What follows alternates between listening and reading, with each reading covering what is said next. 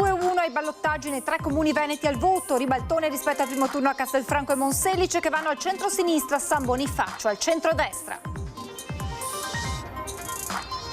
Affluenza in calo alle urne rispetto a 15 giorni fa, Ennio sindaco a Monselice, per Ghimentona a Castelfranco determinante l'alleanza comanente, Frigo scalza l'ex sindaco Provoli a San Bonifacio. 4 motociclisti veneti morti in meno di 36 ore, l'ultima vittima in mattinata a Riese Pio X, un 37enne che stava andando al lavoro, in Alpago il dolore per la morte del 19enne Matteo Denesse. Malore sul tetto di un capannone mentre lavora, morto un 45enne a Castello di Godego, i sindacati puntano il dito contro il caldo a Portogruaro, autista schiacciato dal camion. L'omicidio di Roberto Basso, il tabaccaio di Jesolo, ucciso a maggio di 2 anni fa, il suo assassino Leonard Sheu oggi è stato condannato a 15 anni di reclusione con rito abbreviato.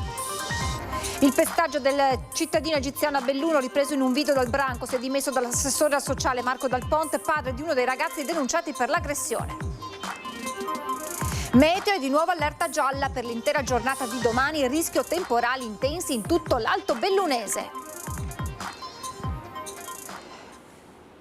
Edizione regionale dei nostri telegiornali, buonasera e ben ritrovati. Questi dunque i titoli. Politica con l'esito dei ballottaggi nei 3 comuni al voto in Veneto, Monselice, Castelfranco e San Bonifacio. Allora iniziamo subito da quest'ultimo con la grafica per vedere la vittoria di Leonardo Frigo con il 54,90% delle preferenze, vince sul sindaco uscente Giampaolo Provoli, che si ferma al 45,10%. E poi la situazione a Monselice, dove la vittoria, come poi è successo a Castelfranco, va al centro-sinistra. Qui a Monselice a vincere è Franco Ennio, il nuovo sindaco, con il 53,11%, sorpassa Stefano Peraro con il 46,78%. E allora andiamo a Monselice dalla nostra Valentina Visentin. Dovremmo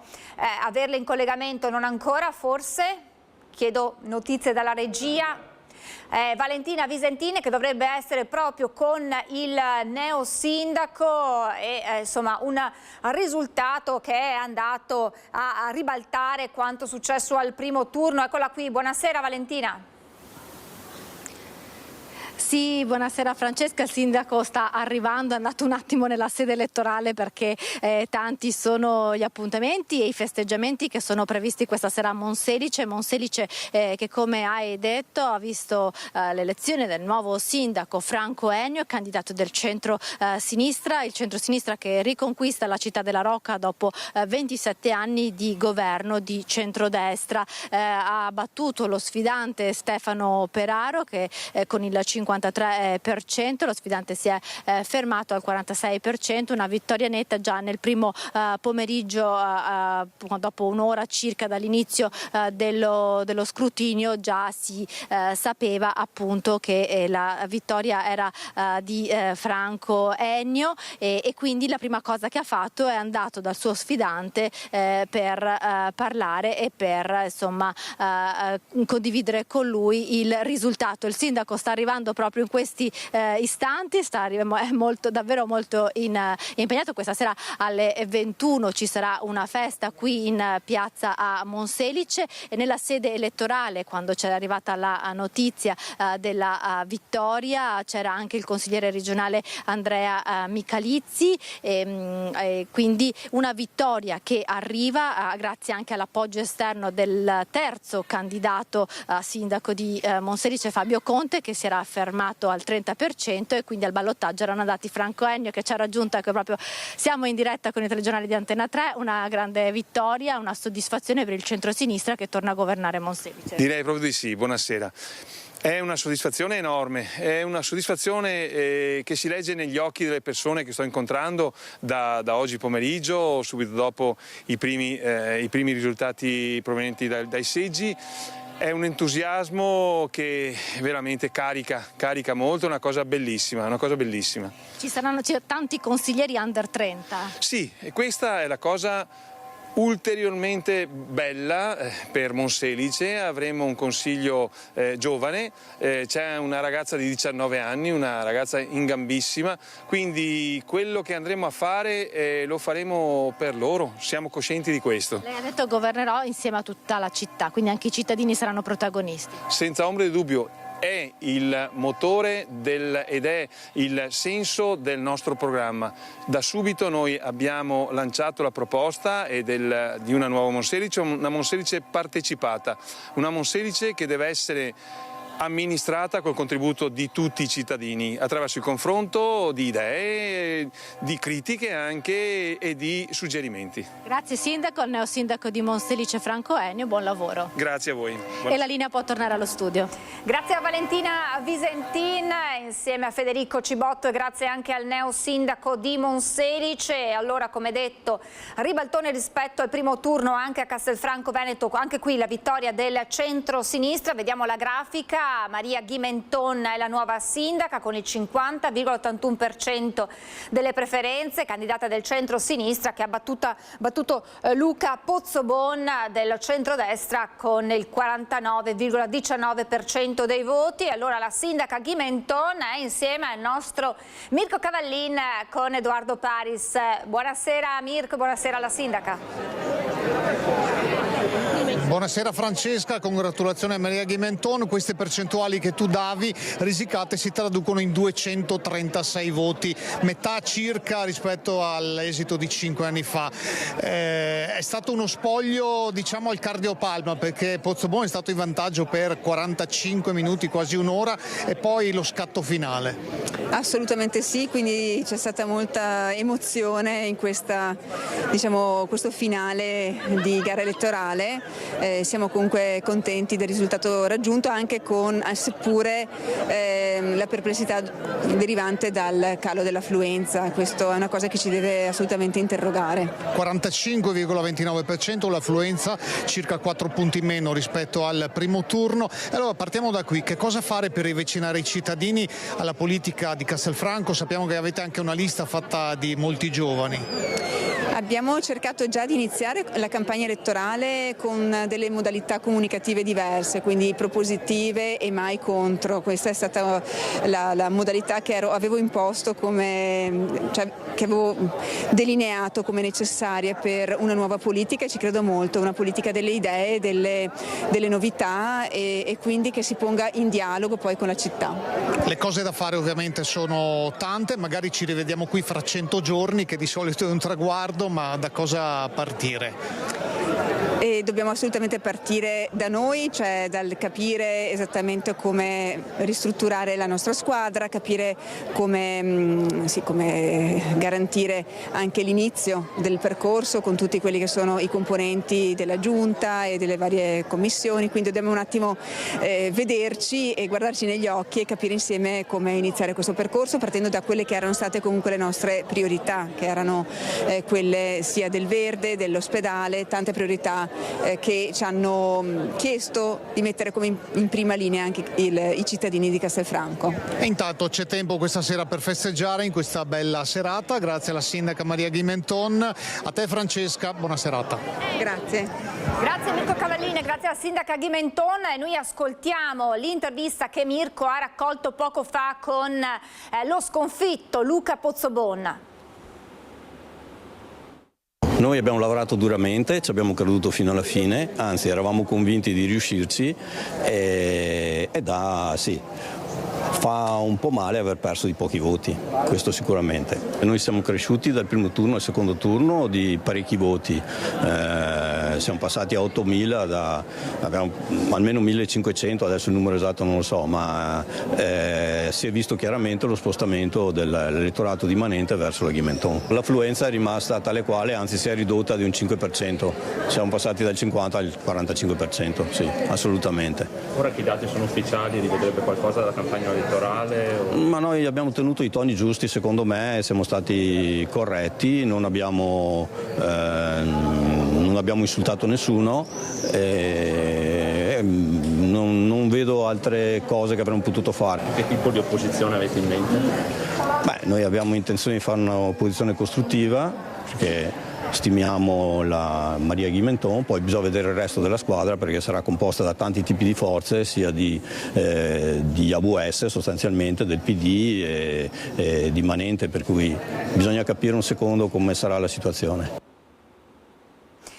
La cronaca adesso, 4 motociclisti veneti morti in meno di 36 ore dall'incidente accaduto sabato notte ad Altivole. All'ultimo in ordine di tempo questa mattina a Riese Pio X, dove a perdere la vita un motociclista di 37 anni.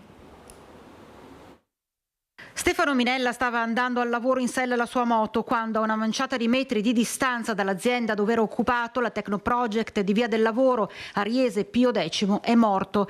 Aveva 37 anni, faceva il saldatore.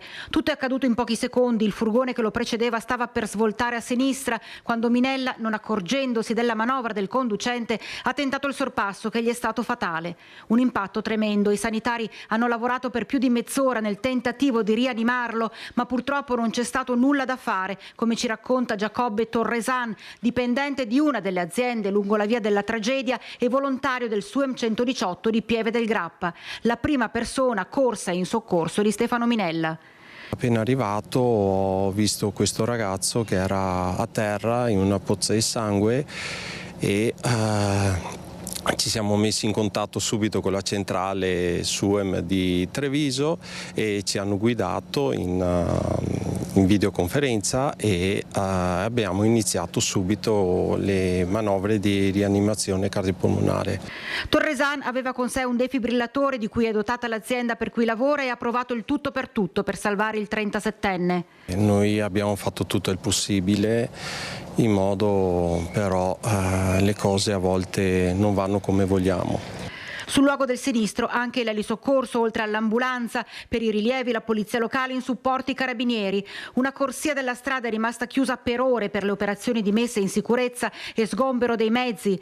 Minella è la 4ª vittima delle nostre strade in 2 giorni.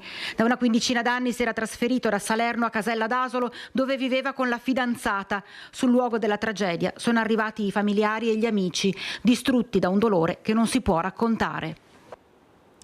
E poi il dolore tra Zero Branco e Peseggia per la scomparsa di Giacomo Lazzarin, 35 anni, morto in sella alla sua moto ieri sera in una galleria a Barcis, fatale tamponamento con una Panda. Ed è una comunità rinchiusa nel dolore, quella di Alpago, sconvolta per la morte di Matteo Denès, di soli 19 anni, che ha perso la vita ieri pomeriggio in un drammatico schianto stradale lungo la statale 51 in località La Secca.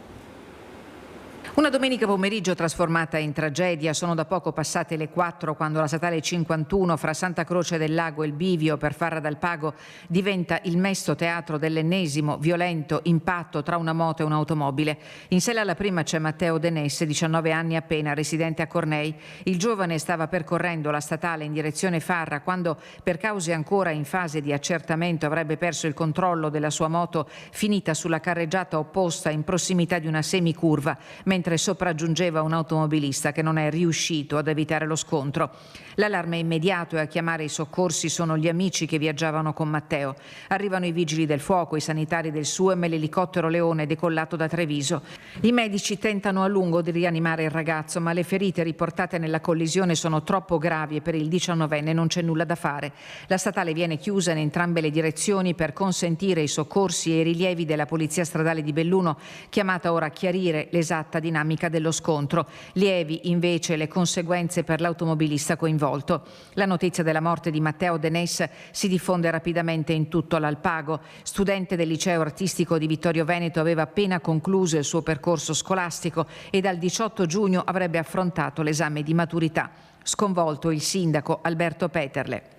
Siamo ancora tutti sconvolti per quello che è successo ieri e in questo momento sì, non possiamo che stringerci attorno alla famiglia, attorno ai genitori, attorno ai fratelli che sono stati colpiti da questo fatto gravissimo e da questa tragedia che insomma non ha ha poco di sensato. Un dolore indicibile per l'intera comunità a fronte di una vita piena di progetti e aspettative spezzata all'improvviso sulla strada. Matteo Denesse lascia i genitori e i suoi 2 gemelli, Alessia e Victor.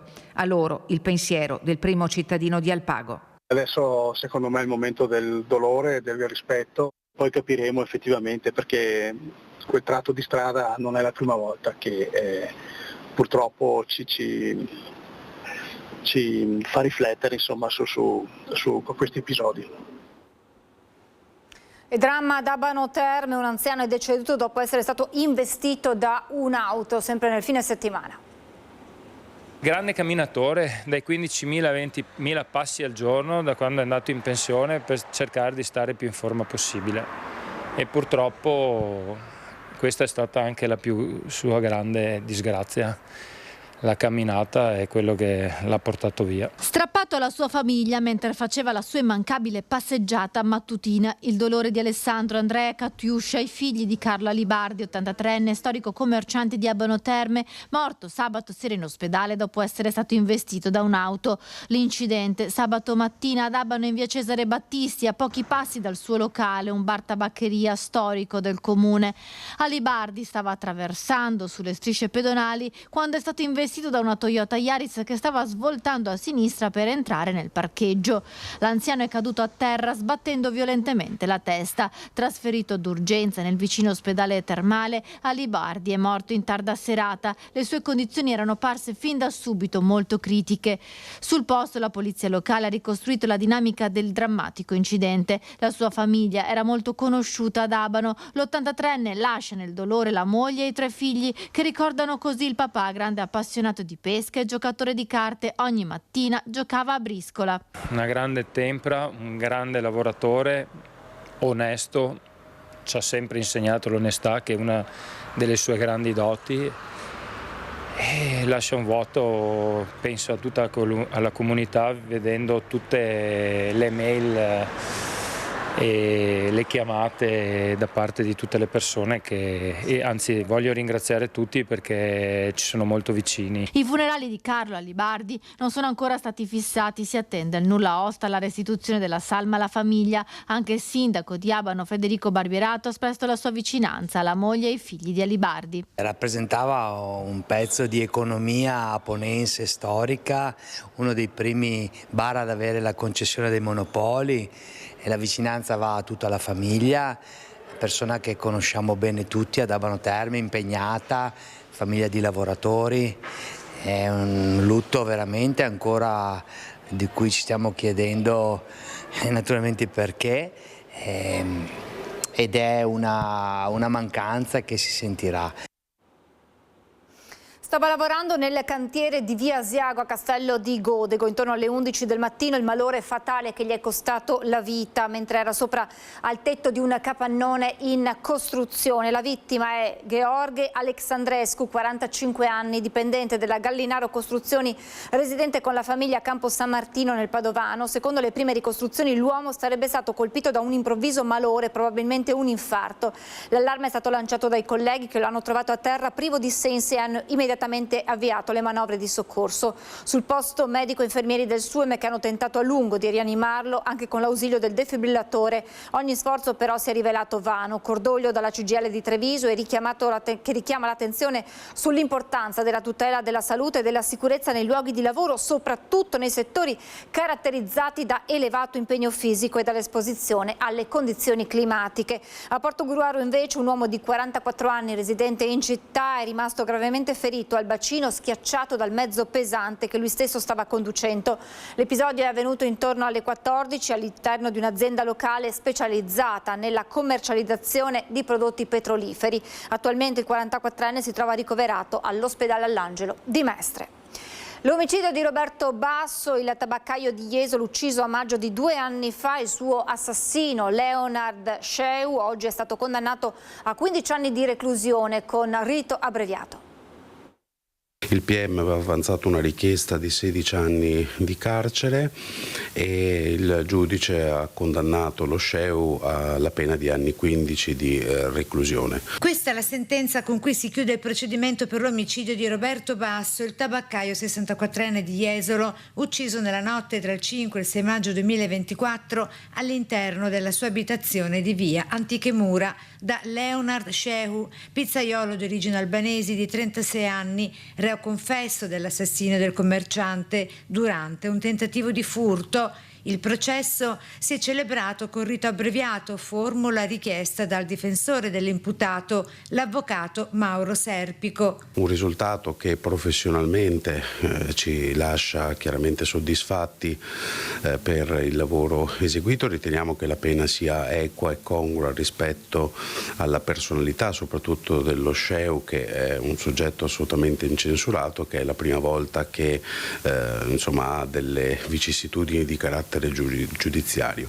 Peraltro, non appellando la sentenza, la condanna in forza della riduzione del sesto prevista dalla riforma Cartabia diventerebbe quella di 12 anni e 6 mesi di reclusione. Sceu nel corso del processo di primo grado ha fornito anche delle dichiarazioni spontanee. Ha manifestato tutto il suo pentimento per quanto commesso, ha chiesto perdono e la possibilità di essere in qualche modo riabilitato nella società, rendendosi conto anche della difficoltà di ottenere questo perdono da parte dei familiari della vittima, che devo dire si sono rivelate delle persone comunque oltremodo corrette anche per il comportamento serbato in udienza. Sceu era stato fermato circa 11 mesi dopo l'omicidio del tabaccaio, lasciato riverso a terra in una pozza di sangue dopo essere stato colpito più volte con un cacciavite. Sceu ha già scontato circa 1 anno e mezzo di carcere, quindi